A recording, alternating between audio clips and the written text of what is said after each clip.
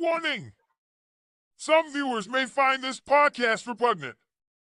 Viewer discretion is advised.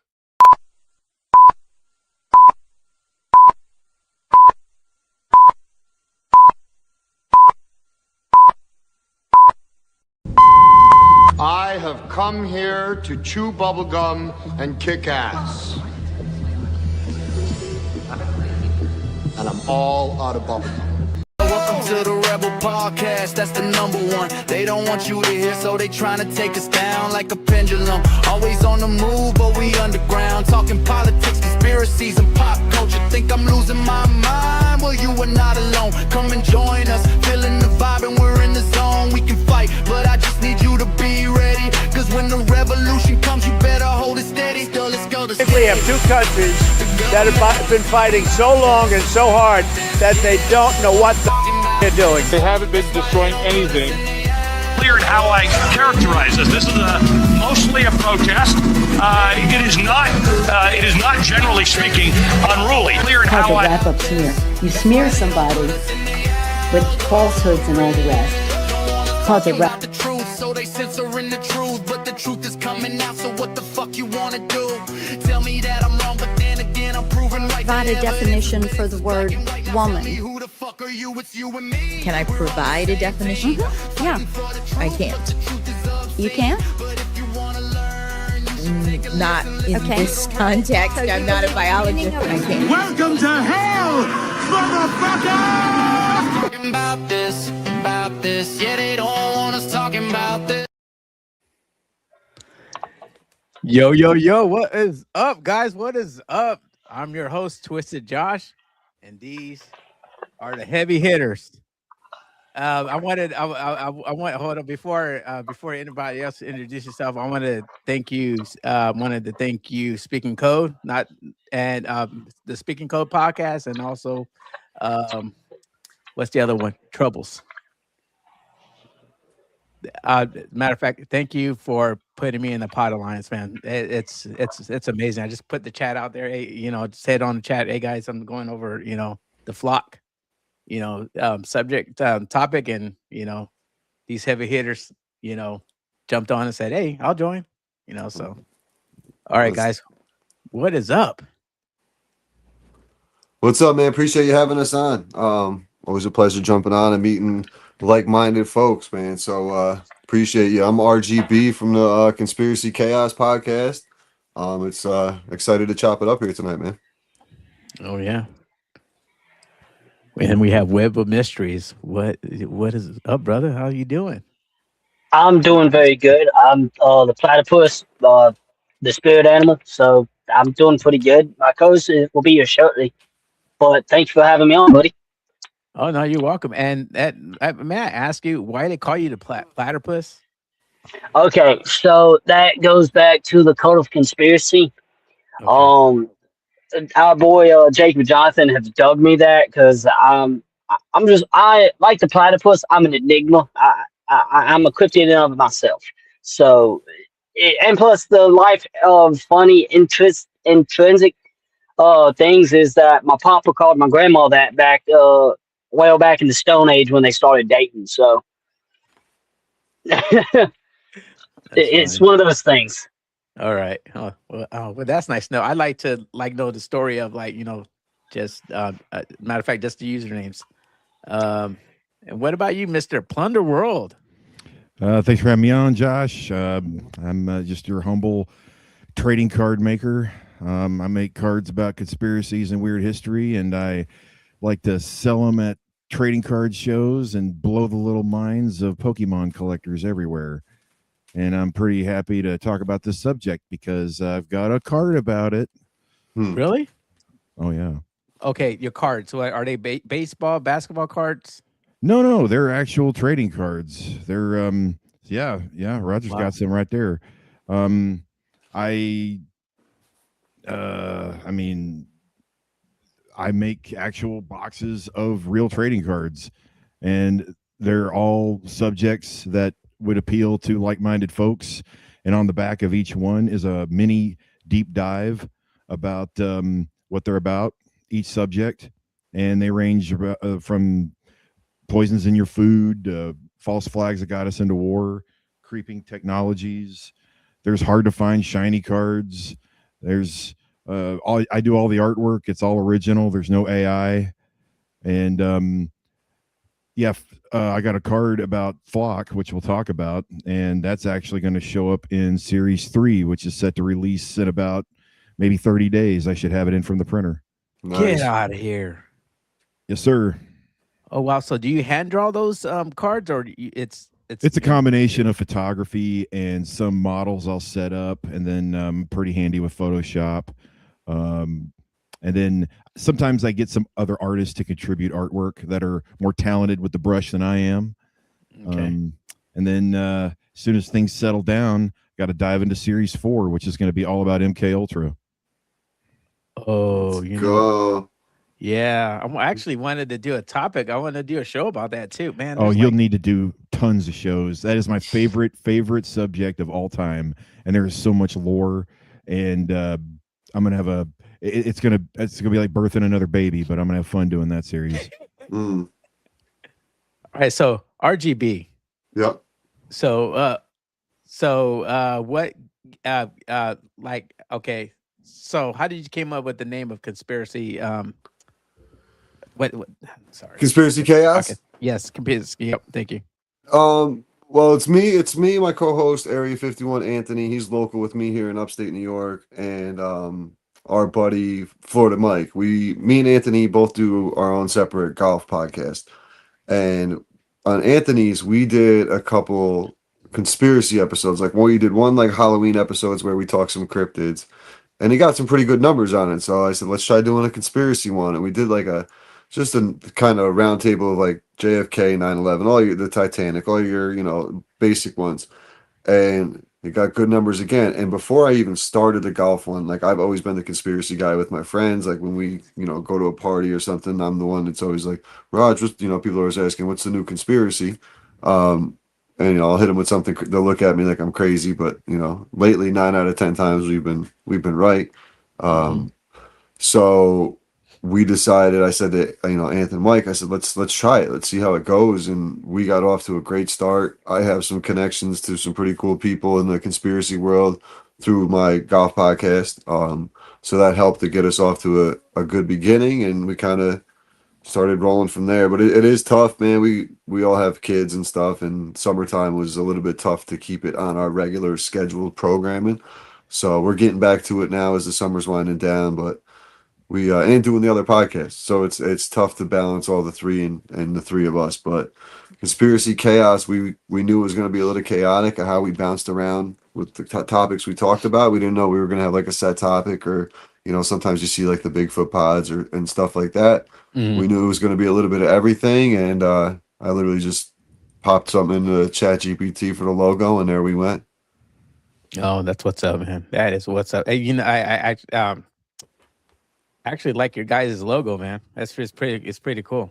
So yeah, it's not bad. Thank you. Yeah, ChatGPT hooked that up. Oh, that's what's up. All right, guys. I actually want to thank you guys for coming down to the digital basement. They're coming down to the digital basement from way up there. Thank you for, matter of fact, for showing up, man. Showing up to my show. You guys could have been like, nah, but I mean, that's cool though, man. I was when I saw it, I'm like, maybe and then you guys respond. I'm like, Well, yeah. I mean, you put out the invitation. Yeah. I wasn't expecting anything, but I mean, to be honest, man, it's I'm shell shocked. So thank you guys once again. So I'm gonna do my little intro and we'll get into the topic. So welcome to America's #1 slow growing podcast and underrated podcast. Don't forget to like, share, and subscribe. And that's it. So let's go ahead and start this topic, guys. Let's go. So okay. So it's I'm gonna add, it's gonna sound stupid, but just roll with it. Or it's a stupid question. So is flock cameras, you guys think flock cameras are Matter of fact, mass surveillance. Well, I mean, it's not just mass surveillance. It's like, what kind of mass surveillance? You know, do you want it by transportation? Do you want it by skin color? Do you want it by time of day? It's kind of like you're not just profiled in a system, you're also profiled in groups. It's like monitoring, instead of one duck, flocks of ducks, where they migrate, what time of day. So we're beyond mass surveillance. It's now we're in different pockets of surveillance, if that makes sense. Different pockets of mass surveillance. Oh wow. That actually, just thinking about it, it actually does make sense. Yeah, what you just said. I don't argue logic. So that's just my motto. That's me. But that does make a lot of sense, huh? Yeah, because I mean, go ahead. I'm sorry. Well, since 9/11, I mean, the Patriot Act, we've been under surveillance. To a certain to an extent, it's just been getting more and more. Like I've been saying, like, why does your TV have a camera? I haven't used a camera on my TV in ever. I've never had a purpose to, so it's just like it's weird shit like that we, with the Patriot Act and 9/11, they've put so much fear into us that we have to be afraid of everything, that the country just rushed into signing that. And once we did, it kind of really changed everything, and really the Orwellian effect kicked in even more. Yeah, I haven't read that book, but I've been hearing everybody talk about it. I just,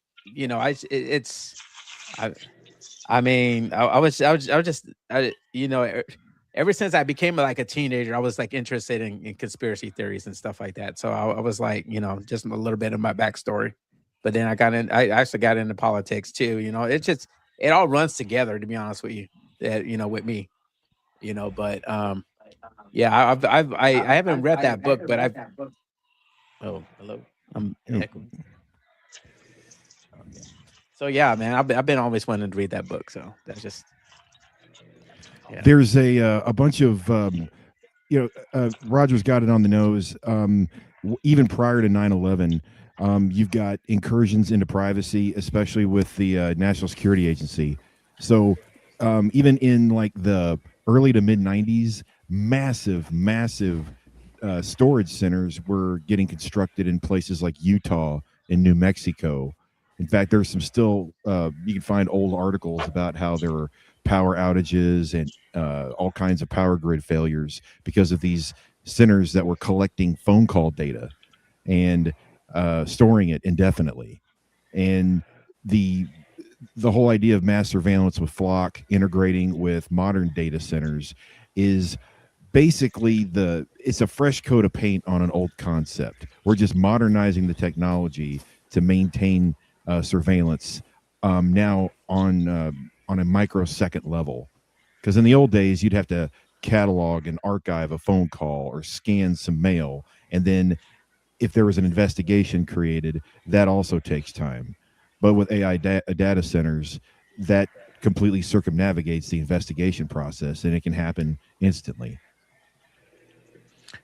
Yeah. Yeah, speaking of data centers, that's another topic that I want to hit off too, because I've actually read a article on how a couple or family in Virginia was they actually bought their forever home, or whatever the case is, as that the article puts it. And like maybe I would say, like they said about like 500 yards or maybe a mile or so, there's a data center like right there. And then they're talking about like noise, like noise coming from it and stuff like that. I'm like, noise coming from that? I'm like, what's going on? And then also, the natural the resources that get taken, electricity and water and all that stuff. So, it's another topic that I want to hit on too. So, but don't be like all the attention right now is on corrupt police tapping into Flock networks and spying on people. The scarier part is the unwitting businesses and homes that are volunteering their own camera feed into the Flock system. It's not really the cameras. I mean, the cameras are the public face of it, but it's the Flock system that will integrate things like your Ring doorbell or your closed circuit television or camera system in your electronics store. That's the service that is kind of under the radar. So do people know they're even doing that? Because they're probably just hitting like accept terms and agreements. Yeah. Like, because none of us read that shit. We all know Right. it. And it's probably allowing them to get into that system, to allow that chain of events to, like, I don't know if you guys watched that documentary on Netflix where the girl crashed into the wall with her boyfriend and the other kid in the car. Like, Oh yeah. with the the whole scandal with that. But the way they followed it, they had camera from this business and this business. You watched to the point where you watched every move she made up to the last, her last quarter mile. So if they're doing that to like a Ring doorbell camera, they're going to be able to lock into, 9 out of 10 people have them on their houses. You hit nail on the head with the end user agreement. Those terms of service. It's not like it's required that you give them permission, but what they do is they make the choice of opting out so difficult and so obscure that most people give up or they just get lost. If you've ever tried to cancel a subscription to any streaming service, you'll notice there's tons of screens, there's tons of questions, there's tons of follow-up, and it takes you forever to find the right link to unsubscribe. Well, they do that on purpose. They make it obscure, and it's the same thing with Flock when you grant access. Oh yeah. Not only that, I mean, when you like say like these pop-ups, if you hit like block or not block, if like these pop-up, like something comes up, allow some cookies. Yeah, thank you. And then all of a sudden you put like no, it like I mean, basically you can't go past the first page or something like that. Whatever you're reading, article you're reading, it's weird. I'm like, what?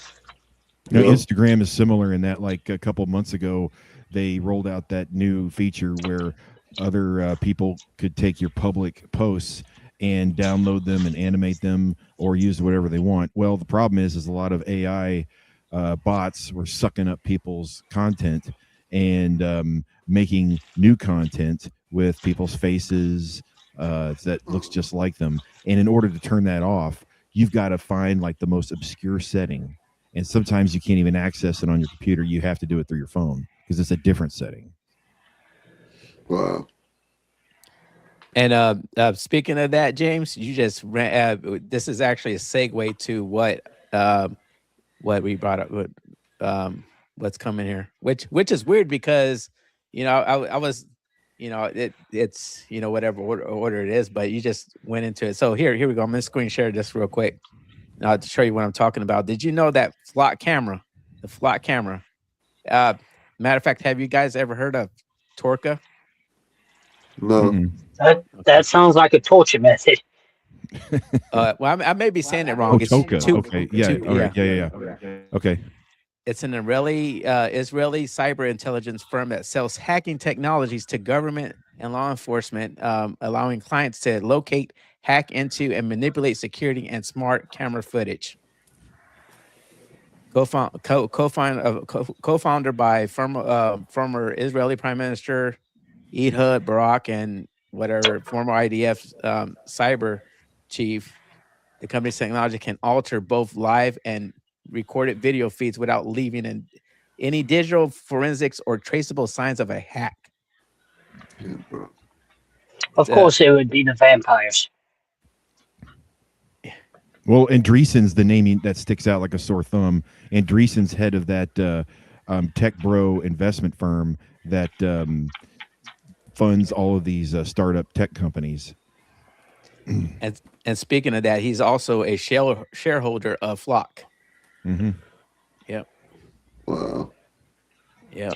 Which one of these major companies like BlackRock, Vanguard, which one of them is running Flock, owns Flock? No, it's Exxon. Exxon? Okay. Yep. It's AXON. Axion. Yeah. Exxon. There you go. Yeah, Exxon. Yeah. Okay. So it's not the gas station, Exxon Mobil. No, yeah, correct. You're right. Yeah. Right. Sorry, I said that wrong. But yeah. Yeah. So I was like, yo, so BlackRock and Vanguard like they share their prime they are the majority of the shareholders in Exxon. Yeah, they're trying to be the global capital investment firm for just about everything. And the if you ever see I mean, they're active not only in the United States, but in the UK, Australia, even Saudi Arabia. You know, I was just thinking too with these cameras. Who's to say that the technology is not already in our phones? That like when we drive by these things, it sets a sensor off to say that, you know, we like a trigger point for like almost like a checkpoint in a video game, pretty much. Like anytime you drive by one, it's just following your trail. Like it's like they do. It's like to catch a criminal, someone who just robbed a bank or something. Yeah, it's great. But we don't need that. Like everybody else shouldn't be treated like a criminal because of it. You know what I'm saying? It's the same thing when you go to Walmart. Like up here in Walmart, if me and Anthony were talking about this the other night, if you get a thing of body wash, they don't for $4. They put it in this big like shoebox container, and you have to like be escorted out with it pretty much like you're a thief. And like it's the craziest shit.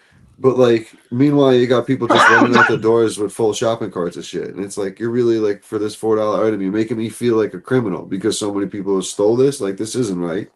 It's just fucked up. Well, the bigger question is what scented body wash did you get? Irish Spring, dog. Oh, okay. Right. Oh, the Irish Spring, this was good. Yeah. That's some good stuff, man. Yeah, I can understand Dr. Squatch. Unfortunately, it dries out my skin, or else I'll be using that. Yeah, me too. Yeah, damn. You know, like the herbal essences. Ah. Yeah, there you go. If I had hair, yeah, there you go. Same. Yeah, man. I mean, if you want to do like good shit for your hair, not being funny, do you three gentlemen eat rice or anything like bags of rice or whatever?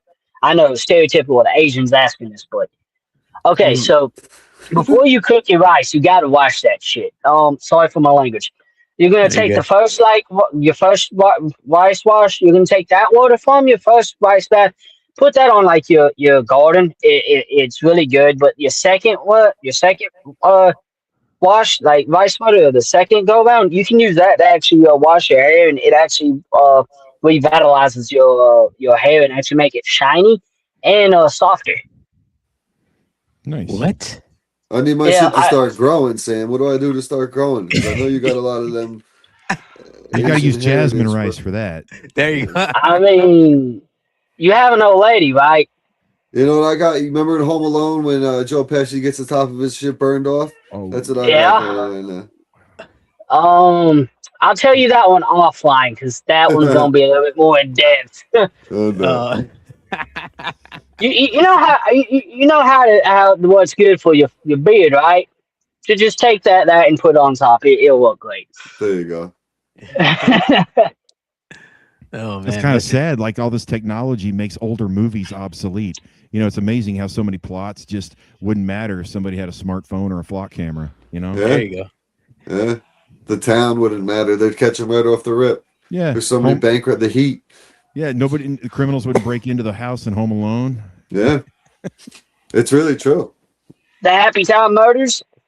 Yeah. Just going off of okay movies. I don't know if y'all have seen them, but he said that and it made me think of what's her name, not Melissa Joan Hart, but the other chick. She also played in Tammy. Melissa something. I can't think of her name. Oh, the heavyset girl. Yeah. She's also in the Happy Time Murders. So it made me think of her. But go ahead, RGB. Sorry. No, I just said I couldn't remember her name. But the fact of the matter is that they can take a live security feed and manipulate it. To me, that's yeah. Well, they already have. I'm convinced that security footage they have of Tyler Robinson, where the frames skip, where he's standing on the top of the steps. Everything went. That's. I never thought about that. Wow. I mean, it's because I mean, I don't know if any of y'all hunt or have gone to the range, but have you ever tried to, I don't know, hide a rifle in your pants?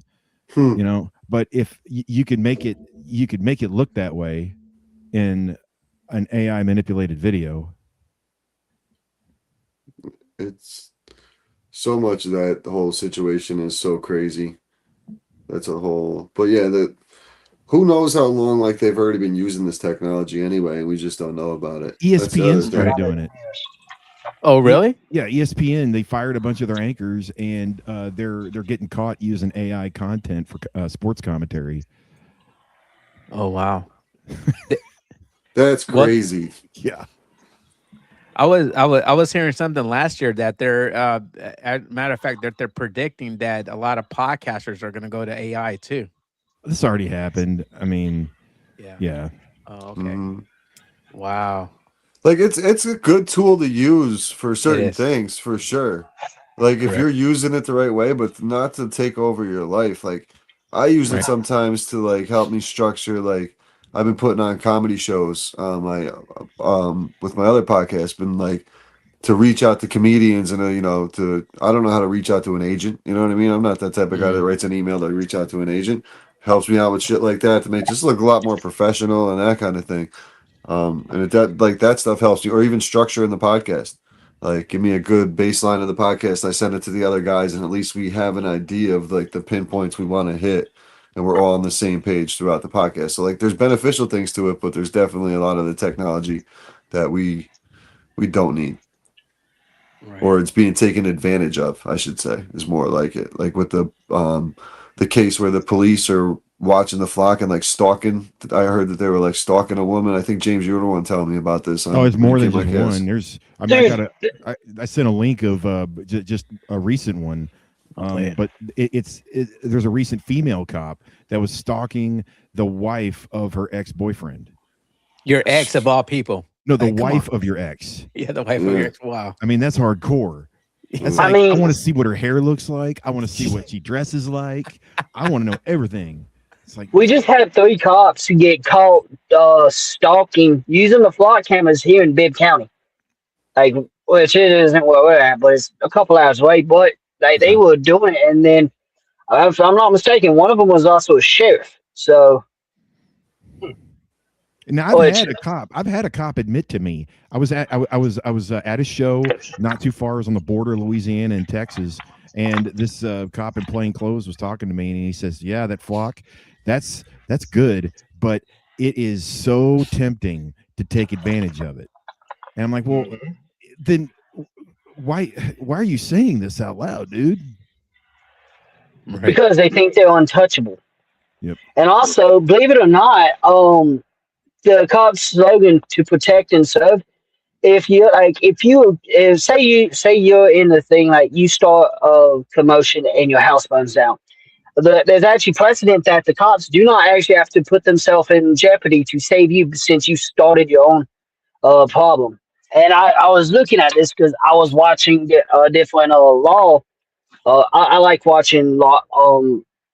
Like lawyers explain and everything, and there's that, and also if you're drowning, if you go out knowing that hey you can't swim, and a lifeguard doesn't decide an Olympic swim is like, well, man, you're drowning in like 3 inches of water. I don't legally have to help you, which is true, they don't. But the only time like you actually have to go and put yourself in peril and to like try to save somebody, even though you have no connection to them, is actually during maritime when a boat is sinking and you are on your own personal boat. That's the only time you actually have to put yourself legally.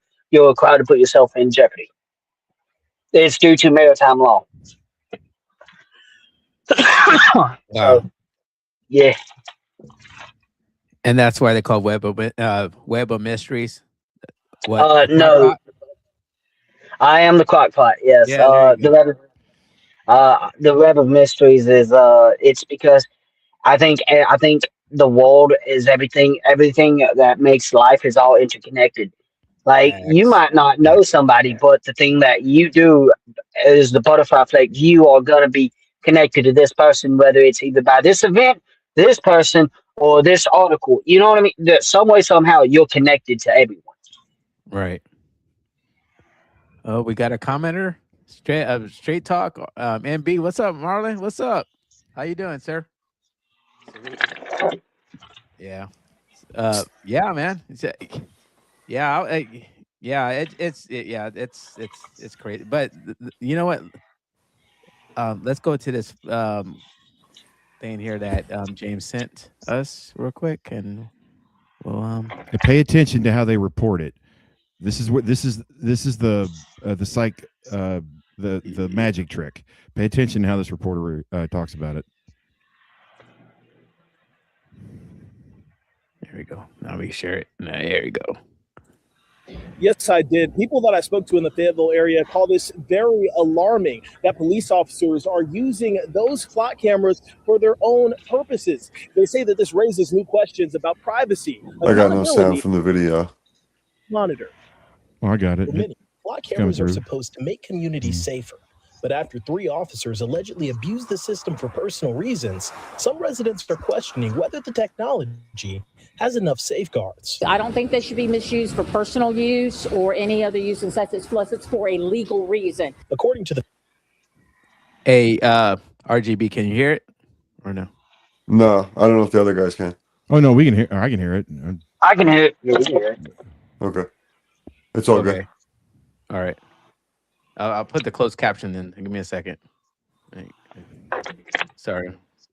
Yeah, it's all the way up on my ear deal. So. You're good. Fayetteville Department, the officers improperly used the license plate reader technology to look for relatives and acquaintances. Actions the department says fell outside of the scope of their duties. Now, some residents are calling for stronger oversight. They should be for that specific purpose.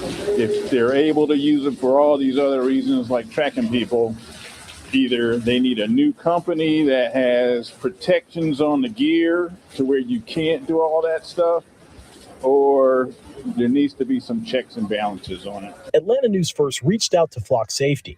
The company's CEO says while the allegations are disappointing, it also demonstrates that agencies can detect misuse. It's a disappointing story when I see it, but I also go, look, this is working. This is showing that if you use a tool like Flock or other tools, you should be held accountable, regardless of whether you have a badge or you don't. This all comes as Flock cameras continue to face scrutiny across metro Atlanta. In some communities, opponents have even vandalized or removed the cameras. Fayetteville resident Willie Wells says the latest incident only reinforces his concerns. They're unconstitutional and they have to pay us for our data. Okay, we're becoming a free state. We got to stop it. We got to stop it. Oh, man's correct. So sorry to interject, but do y'all know who has what country on earth it has 500 AI data centers right now, and is a total police state? United States. It's China. Now, so we have at least 4 flock cameras here in town that I know of. And they're already trying to build an AI data center here right on our lake, which, yes, it's a man-made lake right off of the Flint River. Well, that's going to completely kill our local, what is it called, economy and everything. And plus, the fact that the old man was correct, it is a direct violation. You have a right, you have a constitutional right for privacy where that the police can't just track you. They can't just do this, this, and this. They need warrants.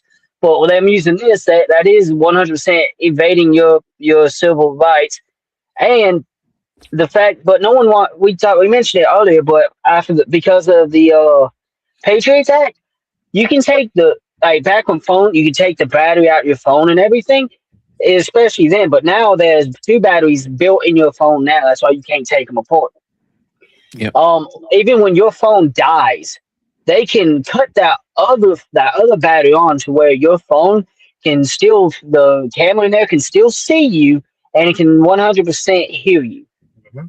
So, and also everyone says, oh, the Patriot Act, it helped with that sheriff and teacher that was putting the guy's seed on top of the cupcakes and feeding it to the teenage students. Yeah, sure. Technically, I believe that motherfucker should have been crucified. But the Patriot Act has hurt more Americans than has ever helped. So it's a fucked up situation all around. No, it is. If you pay attention to that report, the reason I selected that one is that this is your typical news report that I can't hear James. Can you guys hear him? I can hear Plunder. Yeah, you got a problem on your end, man. Is that check? Okay, so this is just your generic average news report that your parents, your grandparents, and anybody of the boomer mindset is watching right now. And the way it's edited and the way that reporter presented the story is what I want to reflect on. So I counted at least 6 times where the reporter was talking about the responsibility of the police, how the police made a violation. It's the policeman's fault, the department's fault. And then 3 times in that story, either from the reporter, the flock safety guy, or that first person that he interviewed was talking about better regulation. So the theme of that news story, and all of them that are similar, is that as long as there's regulation and as long as police are properly regulated, then flocks should be allowed to exist. And my final point is, notice, what did that last guy talking about the Constitution, what did he look like? What did he sound like? How do you think normal people look at that guy? They look at that guy like he's nuts, right? Right. They purposely selected that guy. They went that news reporter perfectly found the guy that would look crazy enough on camera to put a little exclamation point on the story that this guy's just nuts. Am I wrong? No, you're not. I can see it. The same story is in every city, just with a different news reporter following the same script. But I mean, the dude looked normal to me. But no, I agree with you. I totally agree. I'm sure that dude and I, we could go bowling, go fishing, have a beer, get along great. But I'm just saying, when you look at it in the context of your grandparents or your boomer parents, how do they see that guy? Oh, my mom straight up. I was talking to my mom about this. Matter of fact, yesterday, I was like, "Mama, you got to keep in mind that this is 100%. This is them tracking us. We're getting to the point. It's about to be 1984." My mom legitimately said, "Well, son, if you're not doing anything wrong, you shouldn't care." I'm like, "Mama, that's asinine." Yeah, because somebody's going to change the definition of what's wrong. Right. Like, you get mad at me with, like, my mom rides motorcycles. I'm like, all right, so where you going? To be safe, I want to know how you're doing. Because that's my mama. She does the same thing to me. I'm her son and everything, but I'm like, you kind of get pissed when I ask you where the hell you are, but you're not going to get pissed when the government says, you know what, I don't give a fuck who this is. Oh, yeah, she's on a motorcycle? Give her a ticket. You know what I mean? It's because the flight cameras, that's already been proven, the police, they've been stalking. And if you piss off the wrong person, they can use flight cameras to figure out where you live. And just based off of the routes you take, it's not hard. And then they can pinpoint, they can burn your house down or do something to you. So I think they shouldn't exist. And like,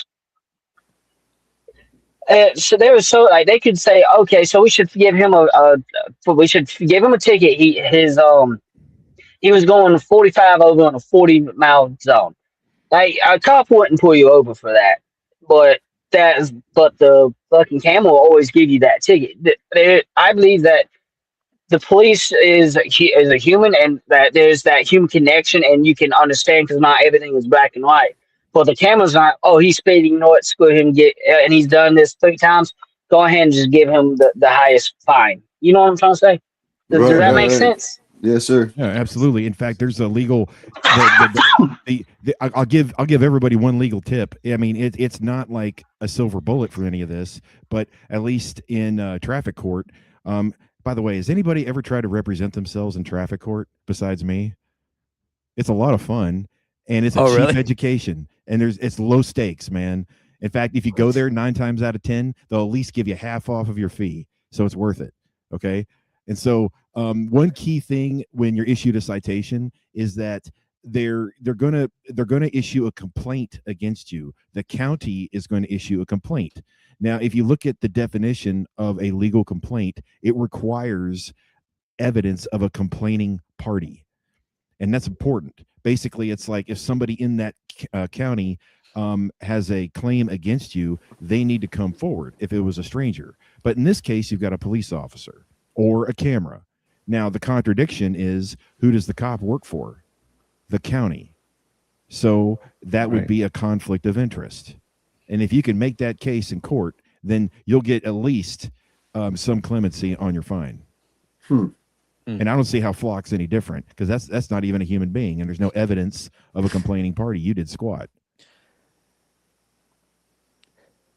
So I have a question. Do you guys think that the Flock cameras or know that the Flock cameras violate the 4th Amendment? Well, it's go ahead. I'm sorry. Well, yeah. I mean, it's not just the 4th Amendment. You know, I would say it's if you have cameras in your house that are connected to the Flock network, that's a violation of the 3rd Amendment. I think that's quartering troops. I think that's also a violation of the 9th Amendment. Dude, I didn't even think about that. Wow.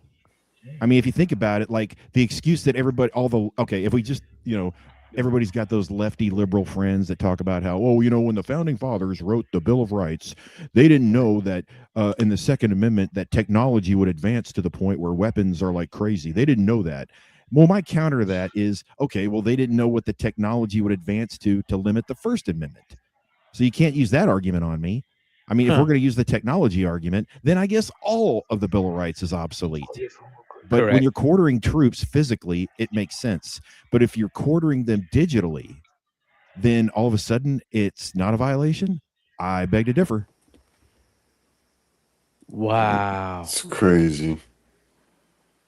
Damn, I didn't even think about it like that. James, when you're working on your card series and you're like you get in depth on like one particular topic and you start thinking of like other ideas of like conspiracies and shit like this start popping in your head as you're working on the project? All the time, man. I mean, I just walk around the house and they just fall out of my socks. I mean, it's just all the time.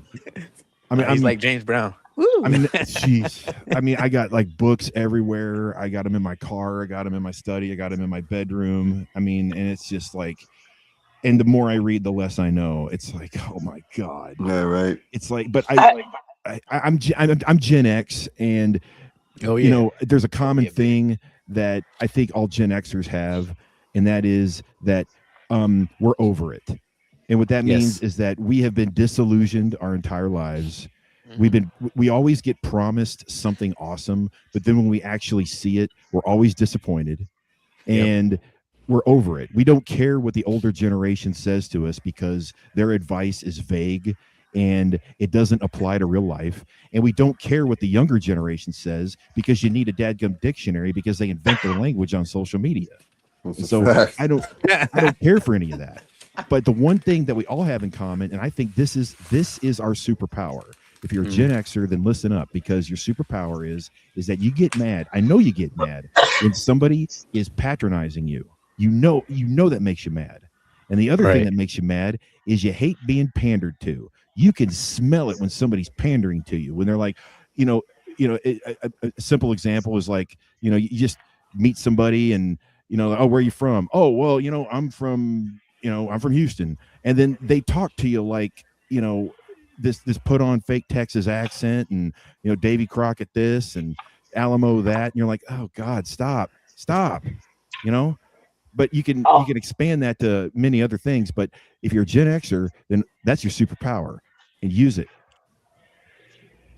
I was gonna say, I'm gonna go ahead and turn over the show to Plunder now. No. Bye.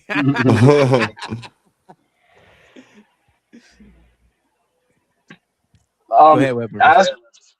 I was going to do a little how people say, oh, the founding fathers didn't understand that technology advances. Just to keep it clarified, humanity started out with spears. Then we got the slings. Then we all started having javelins, which is just a throwable spear, right? But everyone says they didn't. The machine gun, the founding fathers never thought of a machine gun, which is it was not invented till the 19th century. But however, Joseph Belton pitched a multi-shot repeating flintlock, the Benton flintlock, to the Continental Congress in 1775, backed by a recommendation from Benjamin Franklin. So that is 2 years after we declared independence, that we started the War of Independence, and we were talking about having a multi-shot rifle. They knew it was only a matter of time before technology advanced to things were just going to get more and better and better and more optimized. So while they couldn't fathom being able to sit here like we are having a conversation and looking at each other over through the radio airs.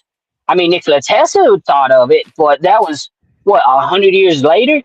That we are 250 years later. So just look at the jump. Obviously, they're gonna know that there is going to be something more than this when they're gone. So to say that they didn't think of it, that's not giving them their dues. And say what you will, we might quote unquote know more than this day and age, but a guy today, compare his knowledge to a guy from 1775. Which one here will be able to make it in that world, and which one's gonna die from being stupid? You hit it right on the head, man. I have had nightmares where like I meet my ancestors and I'm all excited and I'm like, oh hey, yeah, check it out. You know, I'm the latest model, and they are so disappointed in me because they're like, well, what do you mean you can't make your own clothes? What do you mean you can't build a house in a week? Oh, you're pathetic, you know? So you hit the nail on the head. Yep. It is so true.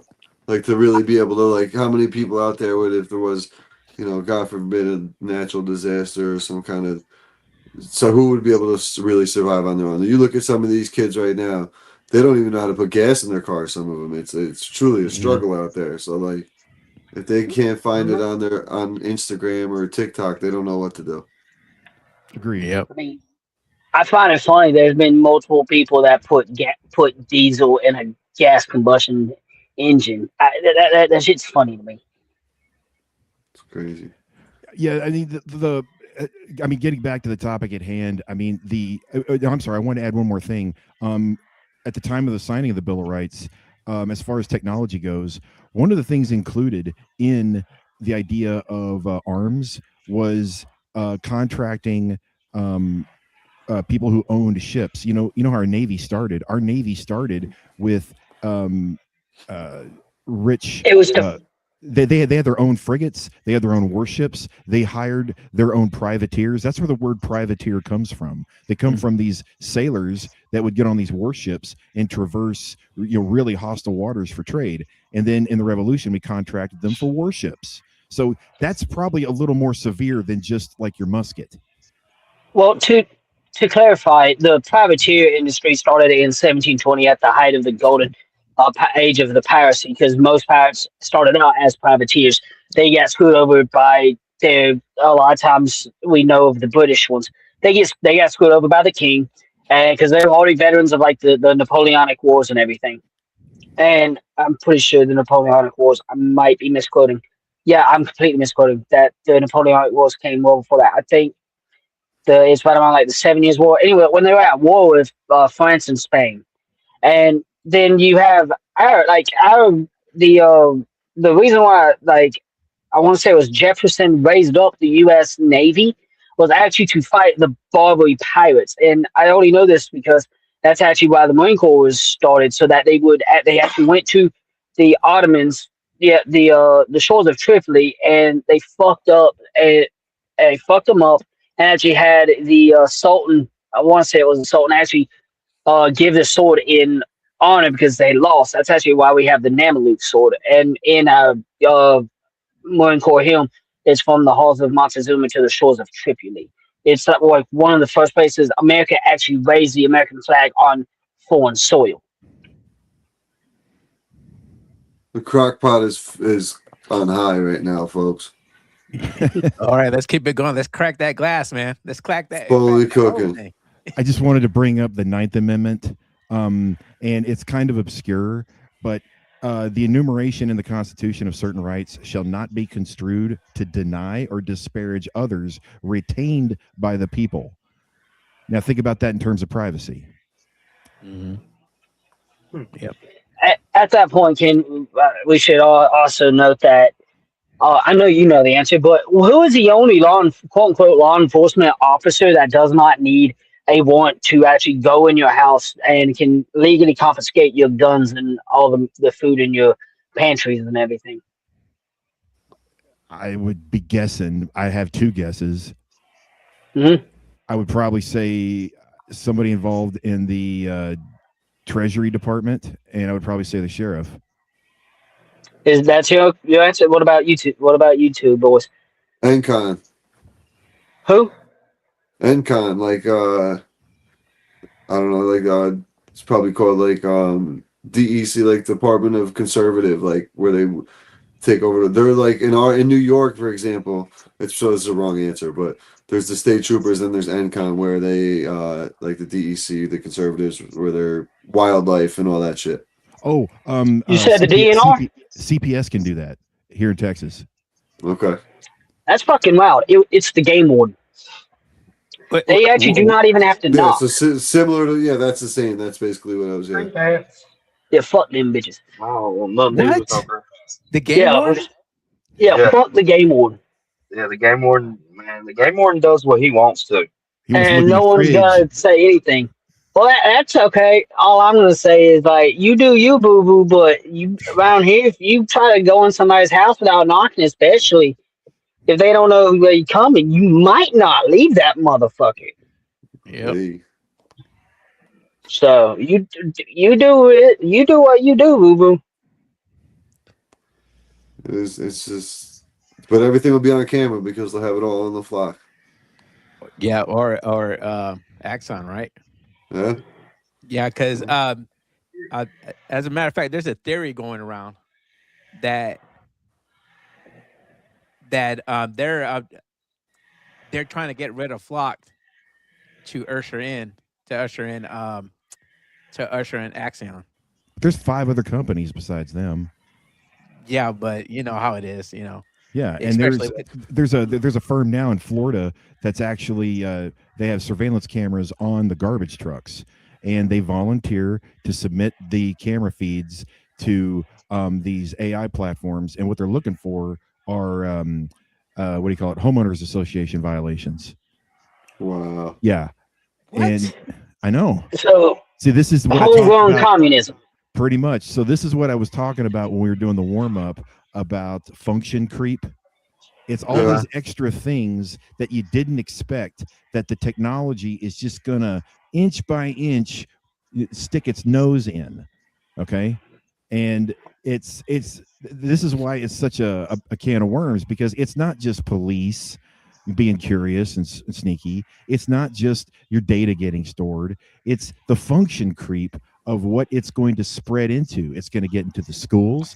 It's going to get into your theme parks. It's going to get into your bathroom at some point. And if you got kids, who the hell knows who's going to get that footage or watching children? In fact, and it wouldn't surprise me. Like, everybody that did that stupid 23andMe DNA test, all that information got shared. China has it. All these insurance companies have it. Any other service you use. It's like, okay, I was a medic in the military, and one of the coolest things that I ever got to use were these strips to test blood lab values. And it could be anything. You could spread spin on it. You could spread blood on it. There's one for fecal matter, but you could, but it'll change a color and tell you what what the state of your insides are. And I thought it was fantastic. Now, unfortunately, the public sector, if you want to have some test done, you have to put it in a box. You have to send it to a company that takes the results and puts them online. And then if you don't read the TOS, that biological private information gets sold and shared with insurance companies, your employer, federal agencies upon request. So you don't think that ties into this either? Yep. They know what you're drinking, man. They know what colored lettuce you. Well, that's a bad example, but you get my point. You know, Yeah. in fact, that's why like 5G. Everybody was getting all excited about 5G. Okay, but if you the 6G rollout is going to incorporate sound, and there are technologies being used right now in Iran. Like was it like a month ago where they found that crashed plane pilot by his heart signature? Yeah. That's a 6G technology, and they can detect your specific heart signature, and because they can already create a radar or I guess like a sonar like image of you just from your Wi-Fi router, and that's 5G. Oh, that's kind of like Batman, right? That exactly. Yeah, that's right. That's crazy though. Like you literally just said, like it's kind of like a character, like a legit Bruce Wayne made up. So shit. what they do is they introduce all this early technology, like the big thing 10 years ago was everything's got to be a smart device. You have to have a smart fridge, smart microwave, a smart toilet. Like, why do you need a smart toilet? Well, it's so they can keep all this data on you going in and out.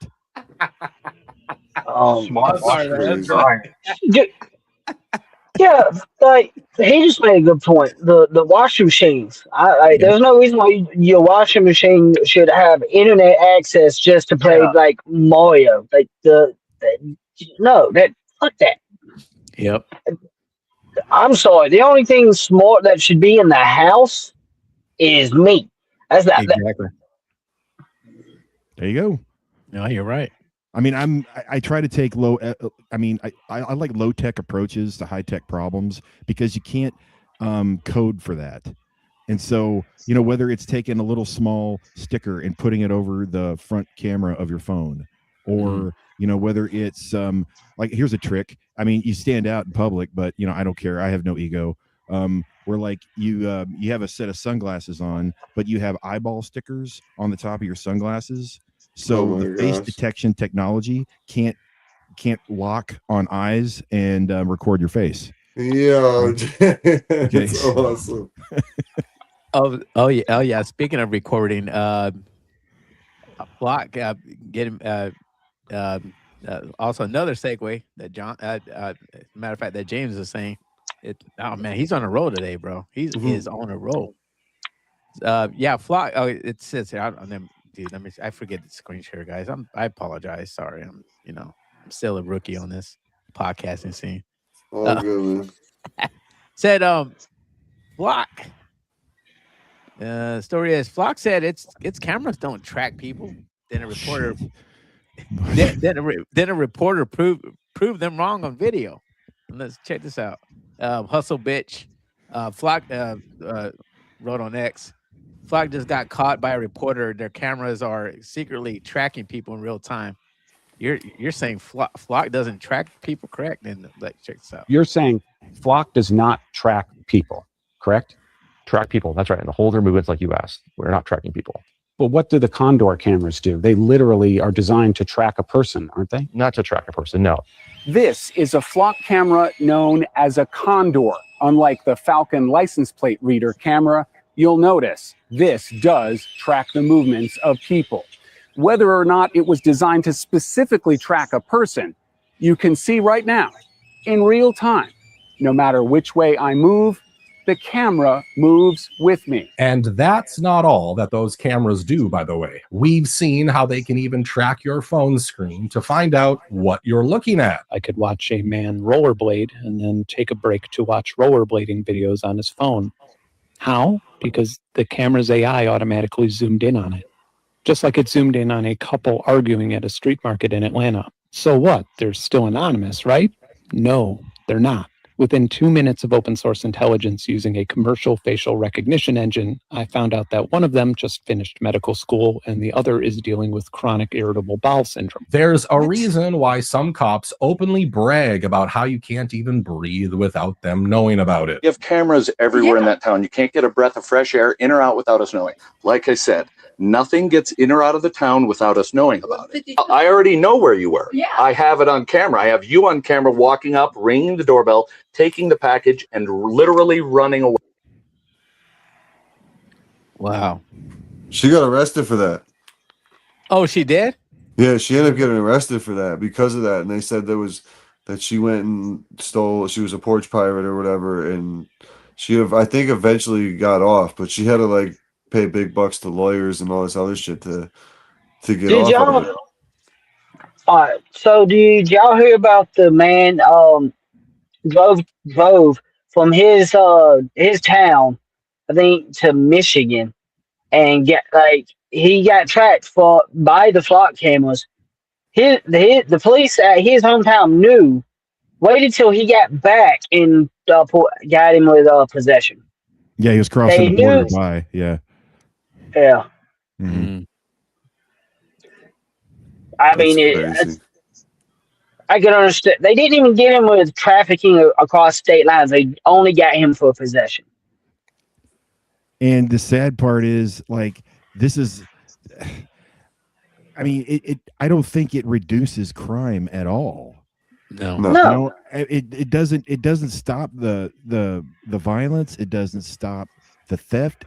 I mean, there are more stolen cars in this city than there has been in the last 10 years. See, and you know, it doesn't fix anything. And you know, God help us if, you know, they decide to turn this into an international thing. I mean, as much as I'm pro closing the border, I don't want this crap on the border because of all the mistakes it's making.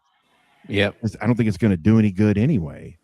And the drone launch is, I mean, I don't know about your cities, but we have, if you're ever on the freeway, especially near a toll road, sometimes you'll see a crossbar and there are these little rods with these like sharp points sticking out and they're hanging directly above the freeway. Those are microphones and they're called shot detectors.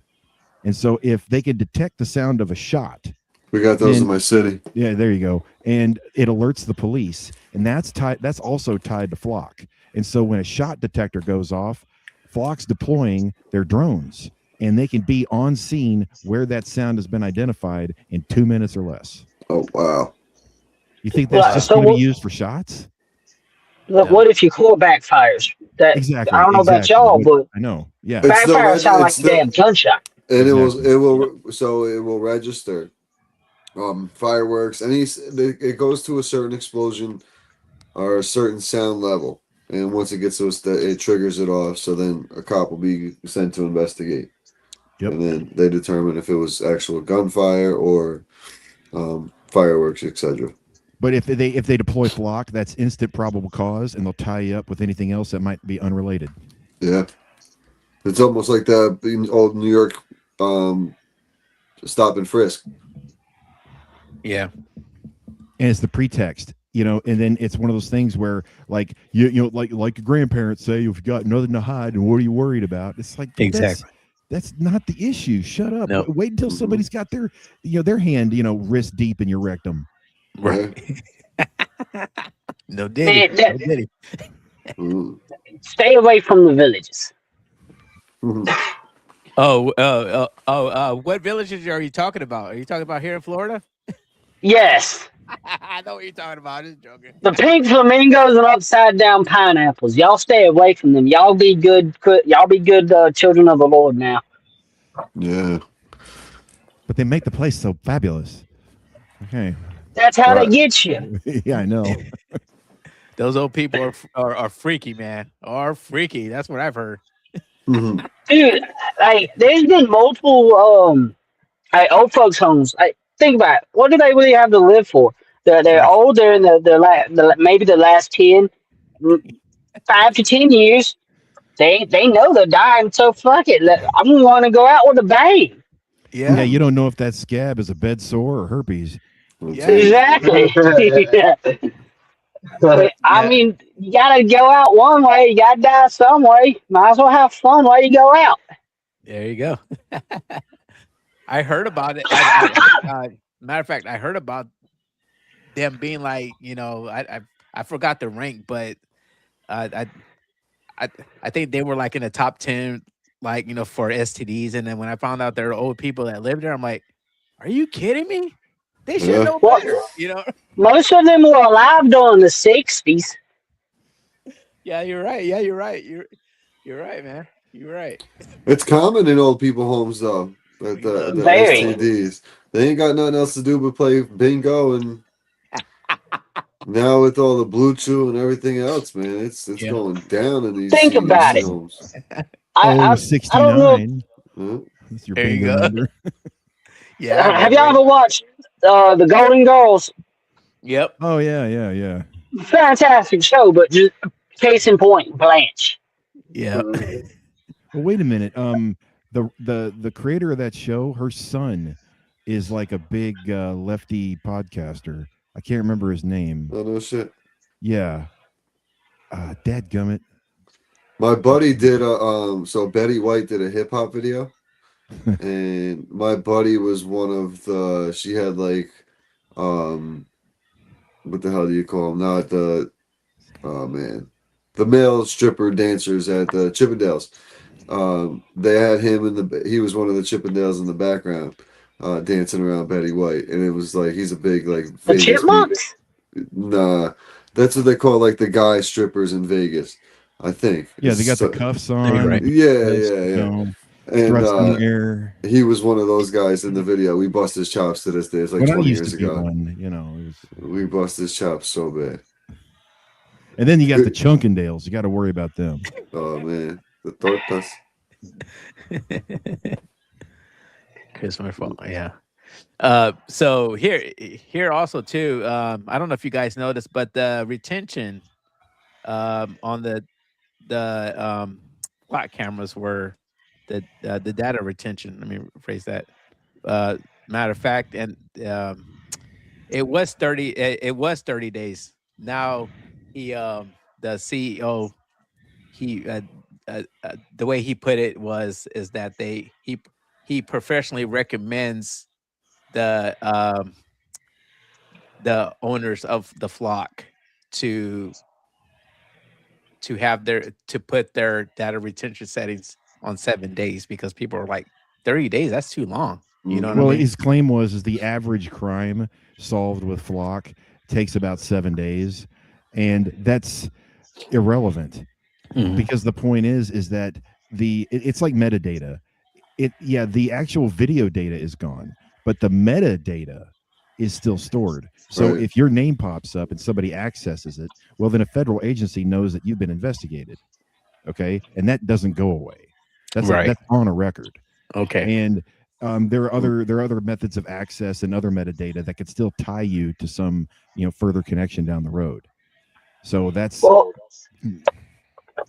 I mean, they found the Golden State Killer via his, if I'm not mistaken, it was his son that put in for like the DNA test and everything. The And 23andMe, yeah. Yep. Which I got my blood drawn and everything through my mom, and then she did one, and then she gave me one for Christmas when I was like 18, so I took it. Didn't know about any of this beforehand, so. But I mean, if you go in the military, they got all your shit anyway, so. Yeah.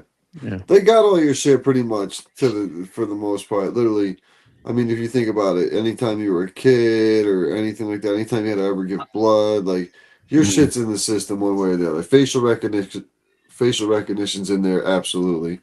There's no avoiding that. But we wish that they were forthcoming. I don't know when Right. y'all were in Sure. elementary school, did the police officers ever come to the school and Yes. offer to do voluntary fingerprinting on all the children? Yep. Yeah. Okay. Well, my parents objected. Okay. They said that ain't happening. And the police officer and the teachers, what do you think they said? Well, if your kid's ever lost or whatever, this is a tool to help you find them. And they Right. said, no, that's so you can get my son's fingerprints in your database. So when he gets older and if he's a suspect, you can use it to match against other criminals. We're not doing that. Okay. Now, if you were honest and you said that's what it's also going to be used for that, then at least we would have like not full disclosure. What's it called? At least in the medical field, where they give you all of the Transparency? possibilities. It's another word for that, but yeah. It'll come to me later. No. I'm just gonna say that. No, it's not that. Okay, cool. Yeah, I got you. We just want it to be transparent. I mean, be honest with us. Correct. I mean, if it's inevitable and it's good for us, then at least tell us what you're doing with it. Yeah. That's the problem. They lie to us about everything. We can't trust them anymore. And there's a certain, folks like the older folks who do trust them and still trust them because they watch the news, and the news has always told them what to do and what to believe and all that. And it's at the point now where this new generation and a lot of older people, and it just everybody's getting to the point where like enough is enough. Stop bullshitting us. Like with, not to bring it up, but the COVID and Tony Fauci, man, Mr. Plead the Fifth, like. These people think they can get it, like they do. They get away with this shit all the time. Like the Epstein files, no one's been arrested for anything. Like we want to see people go to jail. We don't care if they're our favorite singer, our favorite actor. It doesn't matter. The shit they did and what happened, get them out of here. The shit that went on in the Diddy party, if it was harming like children, get them out of here. Like and start doing it old school style. Like make it a scene in Times Square, like punishments and like. Then they'll learn. And this shit will stop. This shit will stop. I didn't know what you wanted to say on your YouTube page, so I've kept it as PG as I could. But yeah. Go ahead, brother. Go ahead. Yeah. I mean, a good statement is, like you said, God gave us rope and gravity. That's cheap and affordable. But I dare say tar and feathering's a good one too, because not only does it leaves a clear cut message. Don't be doing this, or this will happen. But we can tar and feather them up real nice and string them up too. That works fine with me. Just to show us, like we like, and it's at the point, like I said, the transparency thing would be great, but I think we're past that. Yeah. We want to see accountability. Now we're at the accountability point. It's a combination of technologies too, because I don't know how many people that have wearable medical devices like diabetes monitors or heart rate monitors or whatever that are connected to Wi-Fi, and that information is constantly being streamed. I got an update on my phone a long time ago because I use my alarm clock all the time on it, and it disappeared. I'm like, okay, well, what's going on? Well, it turns out the clock can only be found in the health app of my phone. And so in order just to access an alarm clock, it wants to sample my pulse rate and my breathing. And I just deleted it. I'm like, the hell with this. I'll just download a cheap alarm clock. And then I ended up just buying an alarm clock. Yeah, right. It's old school. Yeah. But the point is that it's all this technology, all this data that's being collected on you, it's all being processed and assembled in one artificial representation of you in a data center or an NSA building. It's not just controlled by the individual companies. James, the more you talk, man, it really makes me look back to. So I had a teacher in my junior year of high school, Amanda Street, 1980, George Orwell's 1984. And then we watched the movie, and like it's so like what you're saying is kind of like it's reminded me so much of that, where like literally everything you do is watched. You're limited. The social credit score factor comes into things, like everything, dude. Everything. You ought to read some Philip K. Dick. His books are nuts. It's like 1984 times 100. Thanks so much. Wow. Garrett Langley is the CEO. Oh shoot, they played. I'm Allstate, sorry, guys. and Garrett They didn't joins mean me to be now. like that. I I didn't know it played on its own. So, gosh damn it. Here we go. Give me a second. I don't even know where that went. So yeah. I'm surprised you're not getting any ads. You got one hell of an ad blocker, dude. Yeah, dude. I think not yet. Dude, man, I'm gonna tell you guys something, man. The computer that I'm streaming off of too, one of them, it took like 30 minutes to freaking update, and this always happens when I do a flipping podcast. My computer's always got to update because I'm always constantly searching through this stuff, and so I believe once you they're updating your computer, they're actually downloading all your information that you looked up. I unplug all my hard drives when it comes time for an update. No, same thing with your phones. Your iPhone, you start updating, and it starts to all of a sudden your phone's not going to work and you're forced to upgrade and spend money. Oh, here's a and get a tip. new one. Here's a low tech tip for a high tech problem. Most phones, what they'll do is when you take a photo or a video, they'll automatically send it to a cloud account. So if I get a new phone or whatever, what I do is I plug it in and I turn the camera on and I just record empty black for as long as possible to fill up that free account. And so it's full. And so none of my other pictures or videos go to that account. Wow. Holy shit. Dude, I'm gonna watch, but I'm gonna be taking notes when I matter of fact when I watch the show again. Because damn, man, James, you are loaded, bro. Well, I like creative solutions, but I like solutions that are easy enough.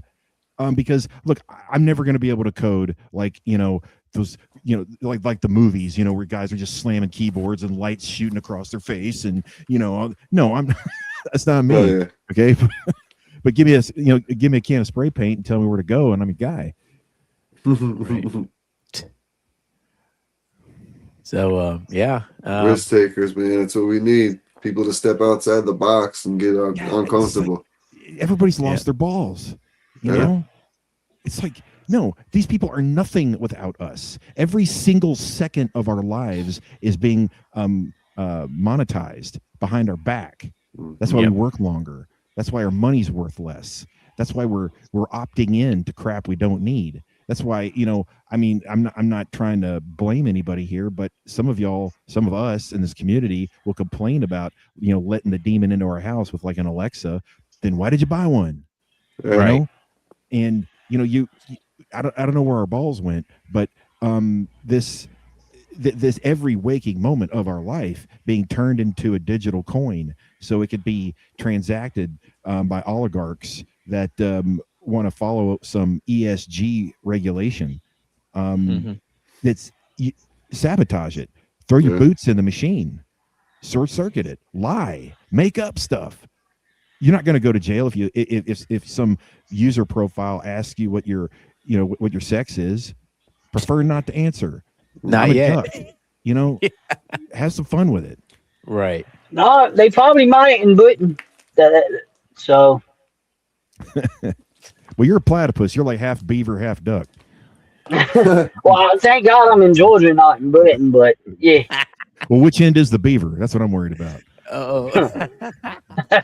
I'm a metaphorical platypus. Okay. Oh shit! Yeah, man. Which fun fact about the platypus?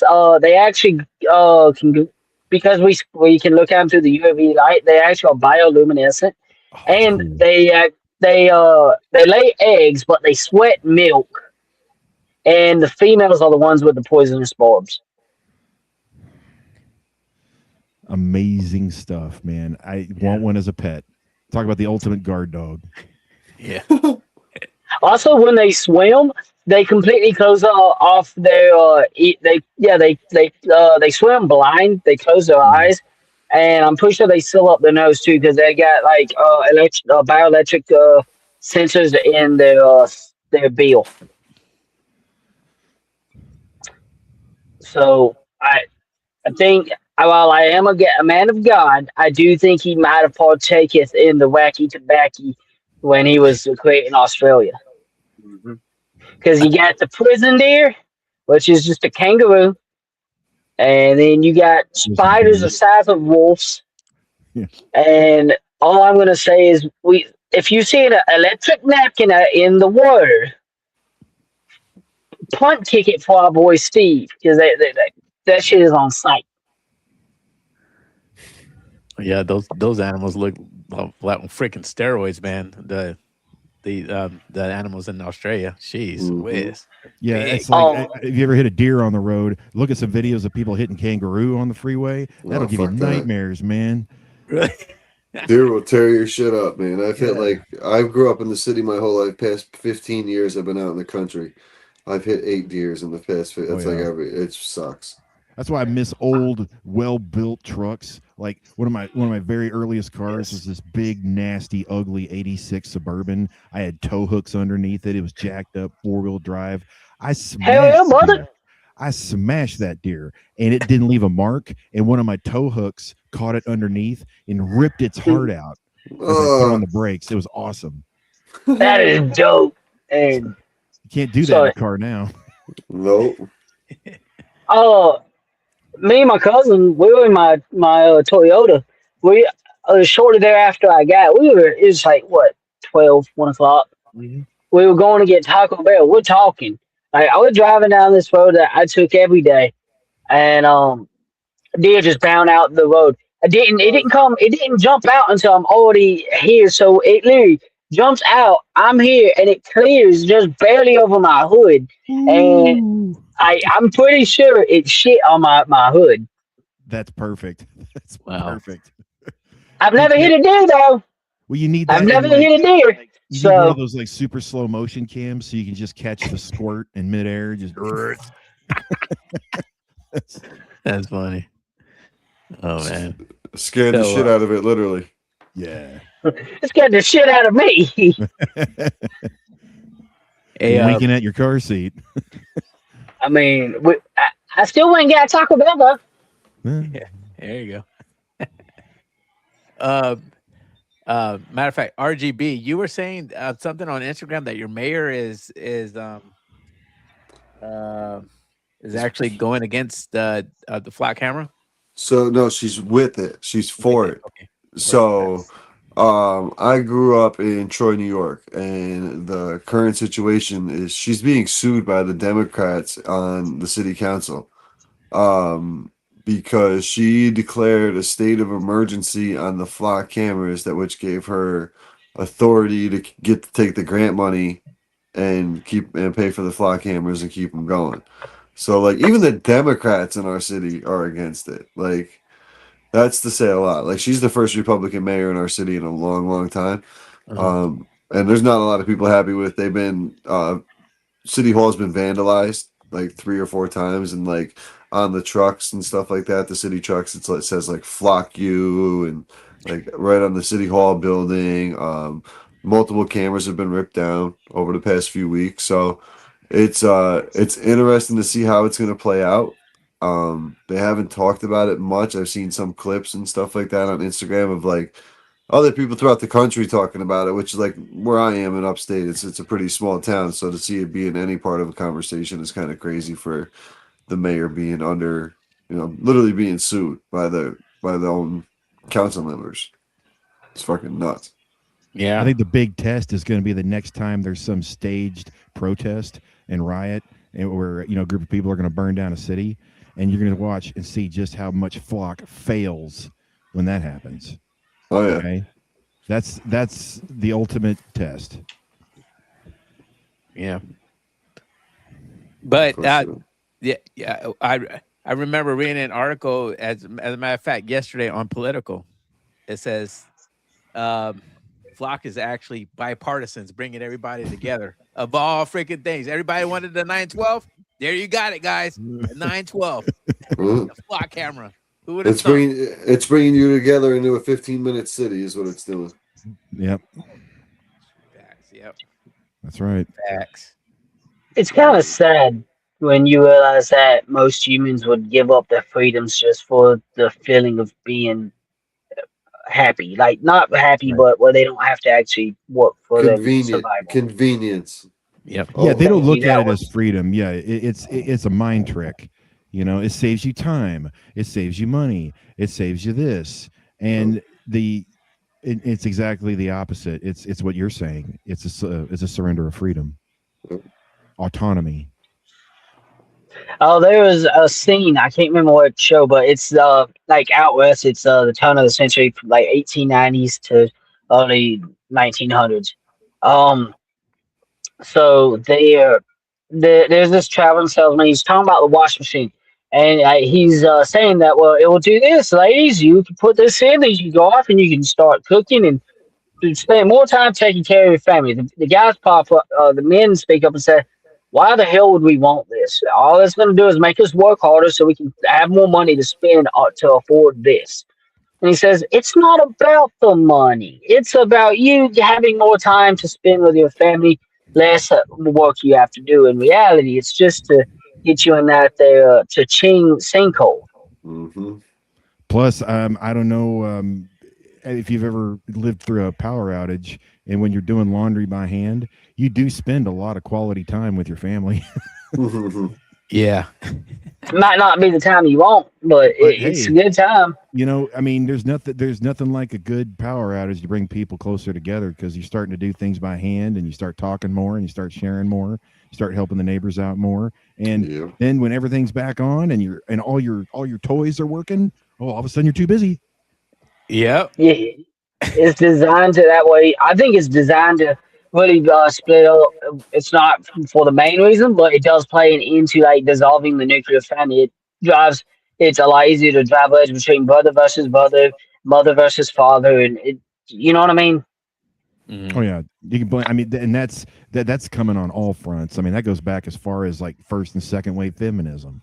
You know, that goes all the way back to like, you know, when you had the Communist Party, invading the labor unions. I mean, just pick any point in history where there's a the BLM, like one of their tenets is to dissolve the nuclear family. That's right. Which, no offense, like I don't mean this to be disparaging to anybody, but look, it started in the 80s where they dissolved the nuclear family there of themselves.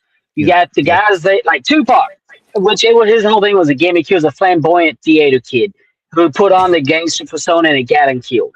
But like he said, like he didn't have a father in his thing. And then like a good quote unquote like show. I like Sanford and Sons. I grew up watching Fresh Prince and everything. Like Uncle Phil, fantastic. Also, he was the first voice actor of Shredder Forever, like ever.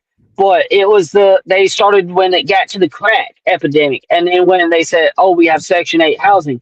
Mothers, if you kick your husband out and get divorced and don't have a man in it, we'll give you this money to help for the housing and everything. It's that way so that they could. It's really that they did that to design it where, starting off with that community, where it would worm out to the other communities where they can't do the same thing. So that it's really so that the high class society, quote unquote, can really control, and the bottom class, such as the government, to the populace, to keep us at war and at fighting at each other's throat, so that we can't be united. Exactly. And you know, I'll piggyback off of what you said, Spirit Animal. At the end of the day, it's all about. In my opinion, it's humanity, period. Because you can push politics aside. You know, it's at the end of the day, it's about your neighbor. You know what I mean? You're out, your family and your neighbor. You know, stuff like that. You know, we got to take care of each other, man, because it's apparent now that that the government's plotting against us, no matter what. I'm sorry, politicians in the government, in the White House. Well, I'm also, to piggyback off of that, I agree with you, dude. If you cut me, I'm gonna bleed red, and if I cut you, you're gonna bleed red. But if we cut person C and they bleed blue, green, hey, money. that ain't a look. I ain't talking about the fucking the Yautja with the crab-like pinchers. Not fuck them. We obviously tell them. But I'm talking like the humanoid-looking motherfuckers. If they bleed another color than red, well, we can't expect God to do all the work now, can we? That's right. I know it's like you know, the illusion that so many people fall under, and it infects social media, is that we have screens in front of us all the time. But the narrative is the best way to nudge a group of people in one direction or another. If you can wrap your tragedy in a story, if you can present a character in a sitcom that resembles your dad as like the lovable oaf who learns a valuable lesson, then that nudges an audience, and that's by design. It might be a little deep or late in the show, but there was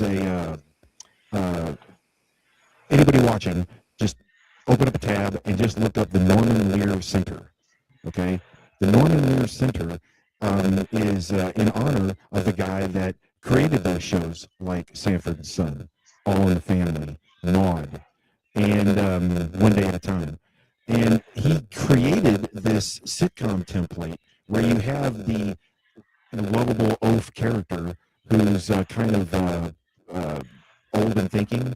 And by the end of the episode, he learns a really valuable lesson about a hot topic like racism or women in the workplace or abortion.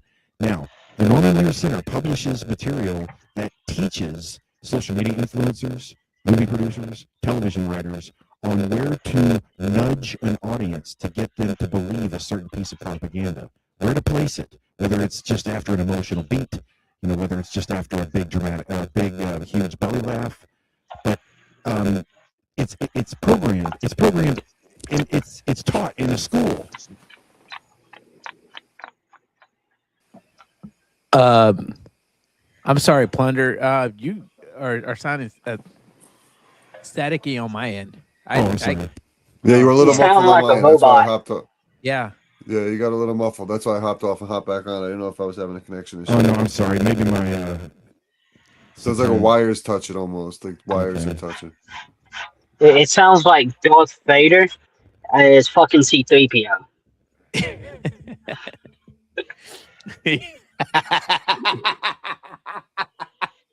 I'm sorry. That's funny as hell, man. That is funny. Yeah, you're smooth all up until then, for sure. But ladies and gentlemen out there, the Flock Safety claims that its network consists of more than 120,000 automated license plate readers across 49 states as of July 2026. Apparently, I heard this through the grapevine. I have not tested it, but if you the Rust-Oleum like 1149, I think. Apparently, people have been spraying that on the back of their license plate, and when the cameras look at it, it reflects and it's bright. Don't know. I haven't tried it, but you do with that information as you must. And ladies and gentlemen out there, we're talking about mass surveillance. I'm not for Flock, or I mean, I'm not even coming through. Yeah. What happened? It's worse. Yeah, you can't even hear me now. It's Big Brother government getting mad at us. Good night, y'all. Right. I'm dead. All right, I gotta jump. All right, Plunder. Thanks for showing up, bro. Check them out at the Plunder World on Instagram, plunderworld.com to get your hands on those cards, though. They're definitely fire. The one thing I wanted to say about his cards, too, as he's hopping off, for people who are new to the conspiracy game, it's a good way to find yourself, like, going down a rabbit hole, and it's maybe a conspiracy you never heard of or you heard a little bit about, and then you can really dive into it. He gives you the good set of information, and you can take your own dive down the rabbit hole, but it gives you at least a baseline to what you're looking into. So shout out to Plunder World. James is always a great guest to have on. Yeah, man. Thank you for showing up, James. Man, you blew my mind, man. I was like, wow, yeah. He brings the heat. Yeah, does he have a podcast of his own or no? He does not, which I've been telling him he's got to do one. He's got a great voice for it and everything else. It's just he said doesn't have the time to be consistent with it. Oh, wow. Hey, James, you don't have to apologize, sir. He texted me on Instagram. Matter of fact, he said, sorry, Mike died. No problem, bro. I appreciate you, and you are welcome at any time on my podcast. You, as a matter of fact, all of you guys are. Yeah, I mean, same goes to you, bro. Oh yeah, don't be a stranger, brothers. Don't be a stranger. Actually, with that being a selfish plug, me and RGB, we've been talking about co-hosting with and everything. I can bring in both our shows together like once a week, every weekend or every 2 weekends, and hosting a roundtable. Kind of just like the Conspiracy Pod Alliance, like the call it the Alliance, and then Conspiracy Alliance, and have a straight roundtable and rotate the guys we have in that group. Like we have such a group full of guys from all across the country, all across some guys even out of the country, the world, that have all this information. Like look at Sam. Sam knows more useless information than anybody you need to know. You know what I mean? He's always knows something about something. James tonight, dropping that fire. We kept all that information where we could put all these great minds and collaborators together and content creators together and really put something out there to where and just rotate it. Everybody's got a story. Everybody's looking into something. Yeah. You know, like Treble's big with the trees. He come on, do his. Everybody can talk about his theories with the trees. Have him present his theory, and have 3 or 4 other people on there and do a little roundtable discussion about it, kind of thing, or Yeah. current events, or you know, JFK, Charlie Kirk. You can do whatever you want. A war of Texas. Yeah, there's a lot. There's a lot of shit you can talk about. So yeah, the Aurora, Texas, the UFO sighting. So there's endless opportunities. It's just tough to get everybody. But I think if we figure out a way to set like a certain date and a time and lock it in advance, I think people will be a lot more consistent with it. And we can get it done. Yeah, no doubt, man. As a matter of fact, guys, we're gonna go ahead and end it here. But Perfect. yeah, the flock cameras. Yeah, forget about that ish, man. Because what brought my attention was not only the I feel like my mic is the only what got my attention is everybody was talking about it, but also I was like, you know, I didn't know what those cameras were called on there. I knew there were like some kind of cameras or whatever. I'm you know, I'm half dense sometimes, so I'm like, I have a camera there. You know, what do you mean not tracking us? I mean, we go through toll roads in Florida, and I'm like flicking the camera off. You know, that's just me, man. But you know, I was just like flock cameras. Like, what is that? So I was like, you know, so that's what drove my attention, and that's when I text you, Fine Fellas. I was like, you know, hey, you know, it's a great topic, man. Yeah. It's a great topic because it goes so deep into how much they're really invading our privacy, and we're losing it little by little if we don't eventually finally put our foot down here and say enough is enough. They're just going to keep going. You give them an inch, they're taking a mile. So yeah, of course. Yeah, that bow can. Yeah, that bow is getting tighter. On I thought you had anacondas down in your Everglades, Bubba. Not boas. So they're both dude, I stay away from constricted. snakes, bro. I stay away from. I mean, obviously, snakes are legitimately the devil. Fuck them little scaly bastards. Yeah, a good snake is And a if you dead snake don't- to me, man. That's right, Dude, and if y'all don't believe me when I say snakes are evil, watch how they eat. They unhinge their jaw.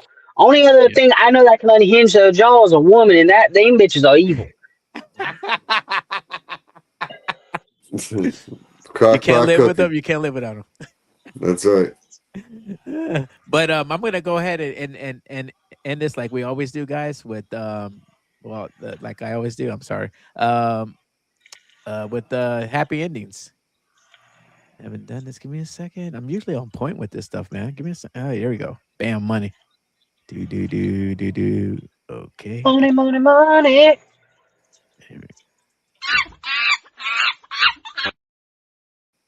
This is the time to where I just, find a funny video or, and stuff like that. So, let's roll this, guys. Let's roll this in here. And bang. This is the ice. Not this one. Ice in 2025 be like, heck, no. No. Bro, hold on. Give me a second. My freaking computer wants to. I don't have to plug. Oh, shiz. Anyway, anybody got a funny joke? My other computer died, man. Oh, God. I have funny jokes, but they're too dark for YouTube. Yeah, that's what I was thinking. All right. But matter of fact, go ahead and plug your socials in, guys, if you want to. Go ahead, Right Sam. ahead. You can catch us at Web of Mysteries on Instagram. We have a Twitter. We have a TikTok.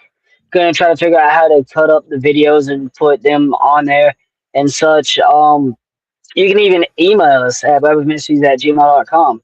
I text back fairly quickly, and yeah, you can catch us on Spotify. Gonna try to put out a Patreon to do a little bit more behind the scenes things, and that way and I'm thinking about doing shout outs and all, but hopefully we can do like gift boxes and shit here soon. There you go. Cool. That's what's up. Hey, man, thanks again for showing up. I appreciate you, Whips. Thank you, man. Or I Platypus. appreciate you. Yeah, man. Thanks for showing, man. That's your cuz right there? Yeah, that's the co-host. I am the co-host. All right. How's it going? I've just been in the background, being quiet, listening. He's always in the cut listening. Yep. I mean, sorry about the train. Hell, he's in like 70% of the episodes. He will be in there. There'll be times where he can't make it, or sometimes they're just spontaneous, and I hop on. Life, work, you know. It'd be like that, but yeah, you should come check out the little leprechaun. There you go. That's what's up. Hey, RGB, your turn, brother. All right, man. Yeah, check us out, Conspiracy Chaos. It's me, my co-host Area 51 Anthony, and Florida Mike. We're dropping episodes. Gonna get back on schedule here, so you're gonna get a wet episode every Wednesday. You can find us on all podcast platforms, YouTube, TikTok, Instagram. We're on Twitter as well, so X. But yeah, man, truly appreciate you jumping on. It was great getting a chance to chop it up with you. I know I've got to, we've talked back and forth on Instagram and shit for a while, but getting a chance to chop it up here for an hour and a half or so and on a great topic as well, man. It was cool. And to get you on Conspiracy Chaos here down the road. Oh, heck yeah, man. No doubt. I am, like I said, I am happy that you guys showed up, man. And, it brings me joy. But guys, ladies and gents out there, check me on all my socials, TikTok. I'm mainly on TikTok and then YouTube and partially Rumble, but mostly just TikTok. Sometimes I'll be on Instagram going back and forth or nothing at all. So if I mix it, if I miss you guys' text, sorry, I'm not. I'm not on there that much because I believe Instagram, like they're censoring me or something. I'm not getting my notifications whatsoever, man. And the algorithm is lying to you. Yes. No, I'm pretty sure I built my algorithm brick by brick. But yeah, no, actually, my first time was seeing your stuff.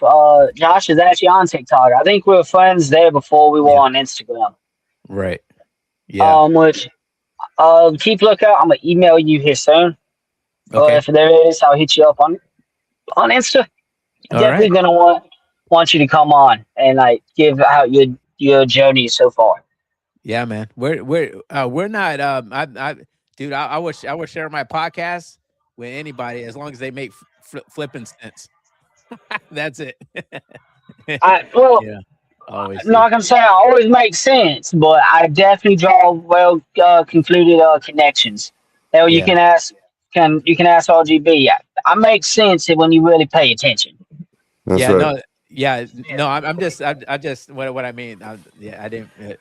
It's like there's nonsense about other things. You know what I'm saying? So what the social media provokes. So, but here at Rebel Podcast, we don't fit the algorithm. I don't fit the algorithm. No, that's our motto. We don't fit the algorithm. So other than that, guys, what's up? Just thank you for having us on. No, I thank you, bro. I appreciate it. So don't go anywhere yet. If you can leave if you want, but hey, here we go. I'll get back on my banner soon. You can catch me at Liberty or Deaf, which formerly known as Liberty or Deaf 47 at gmail.com, guys. And you don't have to leave, but we gotta go. All right, guys. Later. Peace. Come on. Deuces. Come on, baby. Come on. In stream. Oh, I gotta keep on forgetting.